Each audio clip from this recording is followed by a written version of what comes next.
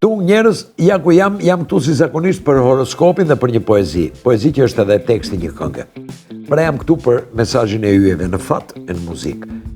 Përpara se të filloj horoskopin, ju rekomandoj të mos e humbisni poezinë këngën e sotme. Natyrisht është fjala për ata që më ndjekin në radio në frekuencën në 89 MHz. Sot, gjatë horoskopit do na shoqëroj një këngëtare italiane që tashmë nuk është më mes nesh. Quhet Domenica Rita Adriana Bertè, e quajtur në art Mia Martini, e pastaj akoma më shkurt ashtu si kundërrethrisni kur ishte fëmijë Mimi. Kjo që ka filluar dhe që po dëgjoni është Piccolo Uomo, ndërsa unë po filloj horoskopin për këtë javë.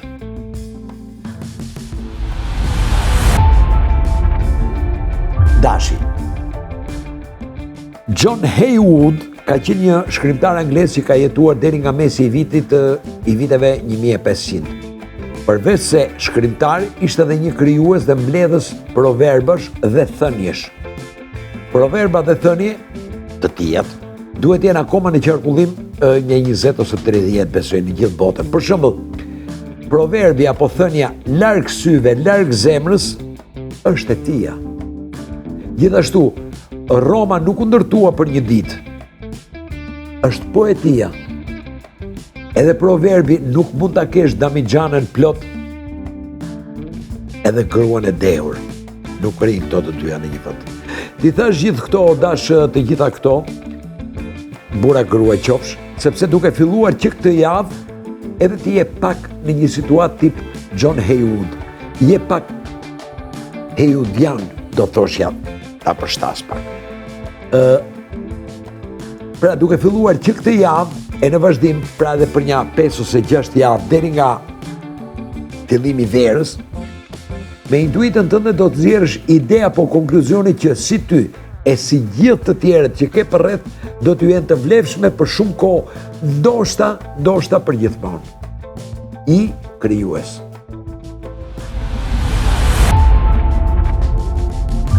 Demi. Në fillim të kësaj pranvere, drejtori një shkolle në Bellingham në shtetin e Washingtonit lajmëroi që dita e nesërme do të ishte pushim, nuk do të kishte shkollë. Po pse vallë? Do i tornado, pranverë, alarm për bombë, jo. Do një epidemi gripi, sikur s'është koha. Do i fest, jo. Asnjëra nga këto. Thjesht, drejtori kishte vendosur që nxënësit dhe mësuesit të bënin një ditë pushim për të shijuar motin e bukur që lajmëronte fillimin e pranverës. Këtë që sapo ju tregova e kam për ju o dema, burra gra qofshi. Edhe ju jeni në momentin që të merrni një ditë pushim, ose më mirë akoma disa ditë pushim. Jeni në një moment që ju duen ca ditë që do t'ju shërbejnë për të shplodhur dhe për të shijuar ca marrëdhënie me ca njerëz që ndoshta në këtë periudhë i keni lënë pak pas dore. Kushtojini pak vëmendje. Binjakët. Në vitin 1918, kur mbaroi lufta e parë botërore, shtetet fituese i kërkuan një dëmshpërblim të konsiderueshëm Gjermanisë, që ishte e mundura.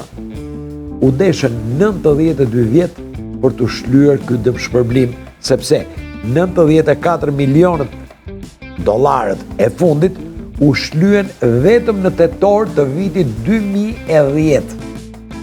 Shpresoj që kjo histori t'ju ketë frymëzuar o binjak burra gra qofshi, sepse në qoftë se subjekte as pak fleksibël, siç janë qeverit, mund ta heqin një damkë negative nga kurrizi, edhe ju mund ta bëni që të shkeme të.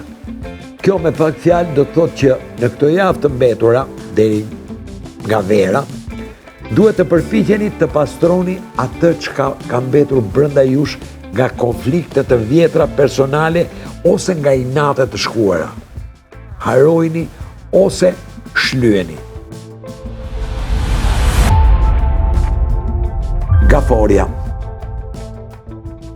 Gafore, burra gra qofshi. Për këtë javë këshilla ime për ju përmbledhet në një fjali. Por përpara do t'u tregoj diçka.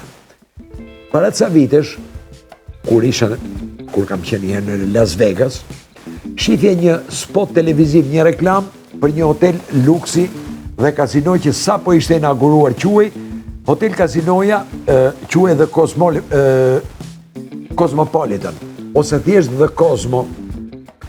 Spoti fillonte me një grua tepër elegante që gjatë një banketi afronte pjatën para fytyrës dhe lëpinte atë çka kishte ngelur nga ushqimi shumë i shijshëm.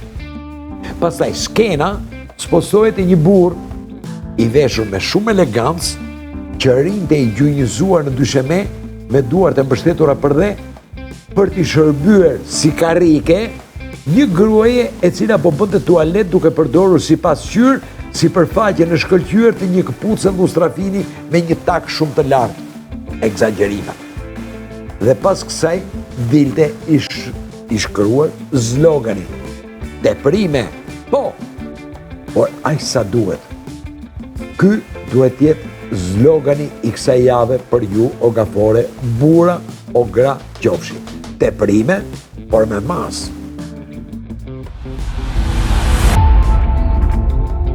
Luani.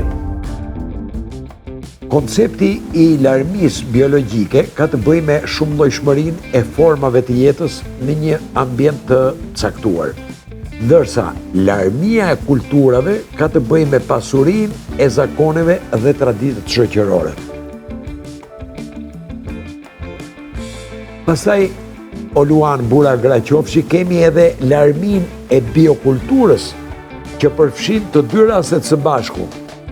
Luan, burra grua qofsh, a e di vallë se cilat janë vendet me biokulturën më të pasur në botë? Për ju dhe për ata që nuk e dinë dhe që dëgjojnë këtë emision, po e them. Janë Indonezia, Malezia, brezi i Amazonës dhe Afrika qendrore. Pra, gjithë brezi qendror i globit. Do më pëlqente, o Luan, burra gra qofshi, që sikundër mbreti i kafshëve, edhe ju të kishit mundësinë që të zhyteshit në këto zona e t'i përjetonit ato. E di që është e pamundur, por kjo që ju thash ishte figurative. Ishte një metaforë. Realisht, o Luan, burra gra qofshi, duhet të përfshiheni pak më shumë në shoqëri, në ambient të natyrë në këtë periudhë. Keni nevojë të jeni mes njerëzish dhe ngjarjesh, mes ndikimesh njerëzore apo natyrore, dhe jo të tërhequr e të mbyllur. Në rregull? Luan, burra grua qofsh, ke nevojë të hapesh psikologjikisht dhe emocionalisht. Bëje dhe qofsh mbreta, mbretëresh, Luana, luanesh, po bëje.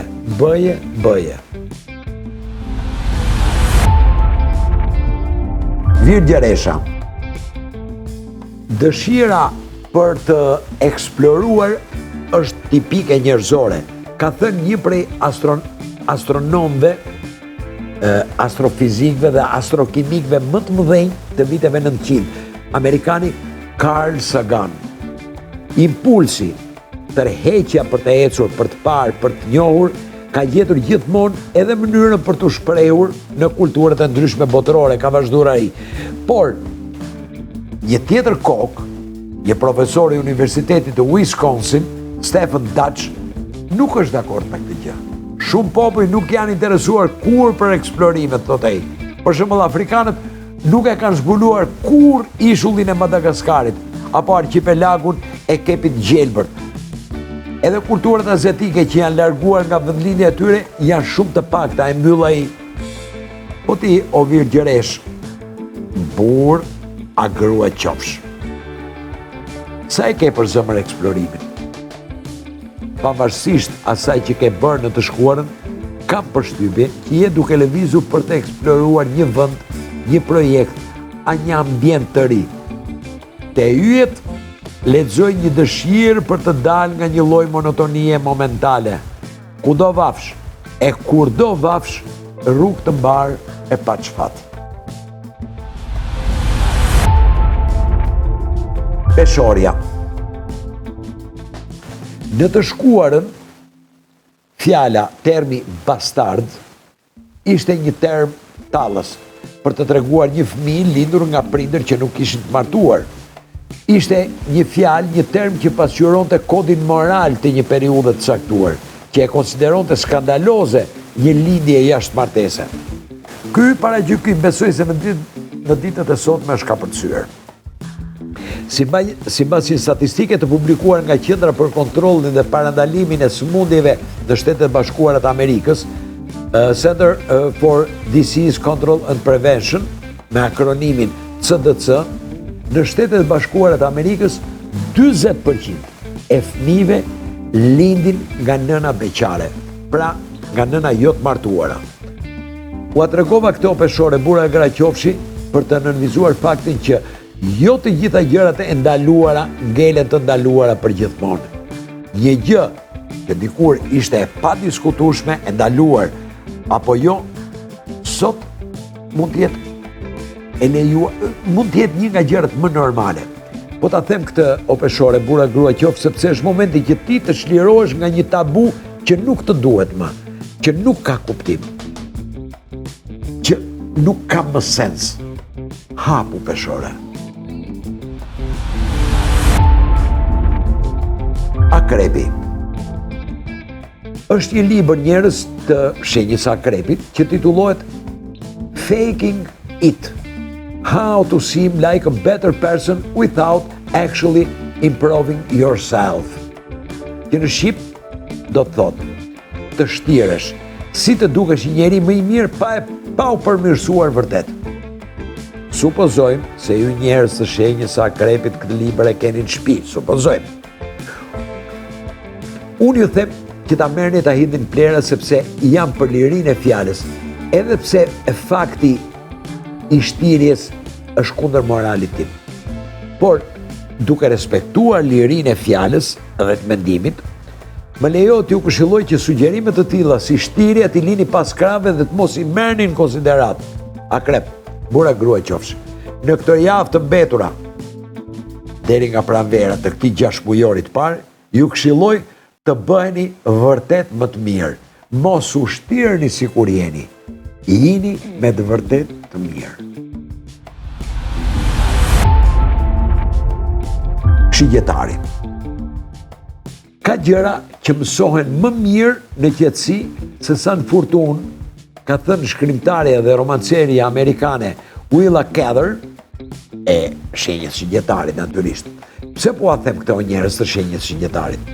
Sepse sipas mënyrës time të interpretuarit të yjeve, sipas interpretimit tim yjor, ti o shigjetar, burra grua qofsh, je në një fazë, në një cikël yjor që të mësosh nga fortunat, përpjekjet, betejat. Po të mësosh nga këto gjëra nuk ja vlen. Nuk ta vlen, ta kthejmë më personal, nuk ta vlen. Ajo çka ke nevojë është qetësia dhe të qenurit në paqe. Vetëm kjo lloj qetësie do të sjell thellësinë e të reflektuarit siç duhet. Sa më i qetë jesh, aq më shumë konkluzione do të mbrish, sepse energjia jote në këtë periudhë, e sidomos në këtë javë, nuk duhet të shkojë drejt asaj që do të mbrish, qoftë në punë, qoftë në ndjenjë. Energjia duhet të shkojë drejt mendimit se si do të mund të realizosh atë që ke në kokë apo që ke në zemër. U shpjegova?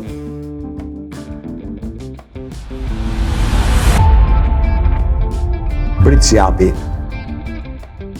Në qoftë se ti o britsjap do të jetoje në Amerikë, në Shtetet Bashkuara të Amerikës, çokolata që do të haje me siguri do të përmbante copza insektesh.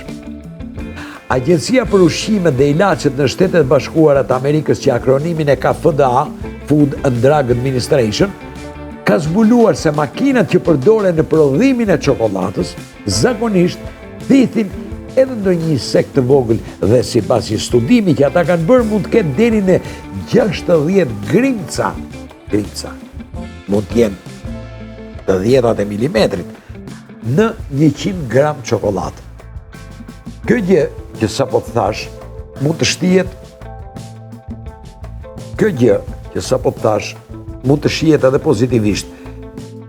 Përbërësit e padëshëruar mund edhe të përzihen me ata të dëshëruarit, në sasira që nuk e helmojnë substancën e përgjithshme. Britsjap, burra grua qofsh. Javën në vazhdim mund edhe t'jesh pak më shumë tolerant për disa gjëra, jo fort të admirueshme, por që jetën tënde nuk e bëjnë më të mirë. Bëhu tolerant, kaloj ca gjëra.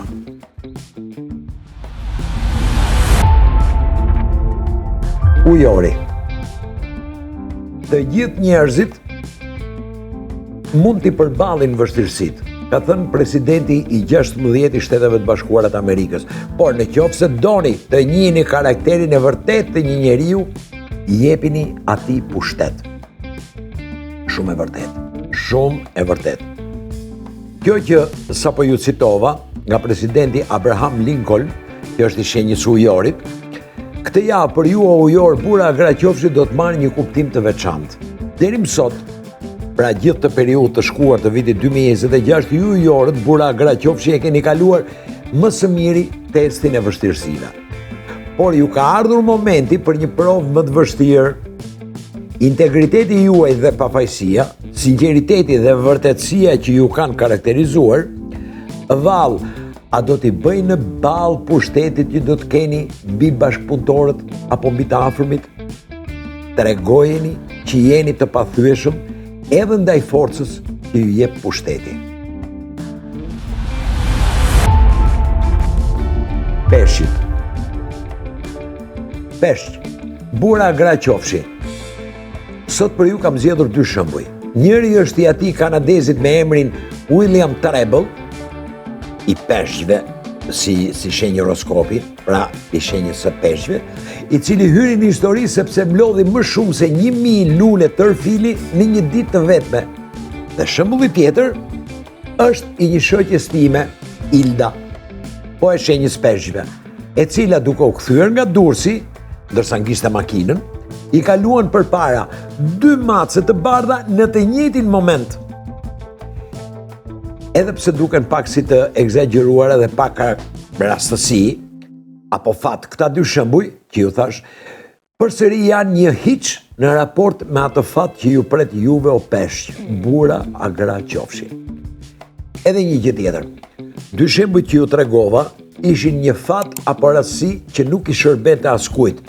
Fati që ju pret juve o peshq, bura a gra qofshi, do të jetë konkret dhe tepër i vlefshëm, i dobishëm ose fitimprurës. Pra, peshq, bura gra qofshi mund të jetë edhe fat në dashuri. Mos harroni.